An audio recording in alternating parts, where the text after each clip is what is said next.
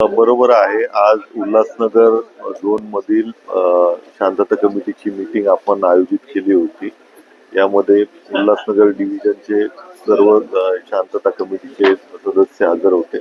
त्यांना आगामी हनुमान जयंती आणि माननीय डॉक्टर बाबासाहेब आंबेडकर जयंतीच्या अनुषंगाने त्यांच्या काही सूचना होत्या त्या आम्ही ऐकलेल्या आहेत. त्याप्रमाणे पुढील आम्ही कारवाई करत आहोत. शिवाय आपल्या ज्या प्रशासनाच्या वतीने जनरल सूचना होत्या ते त्यांना देण्यात आलेल्या आहेत. त्याप्रमाणे आम्ही पुढील कारवाई करून घेतो.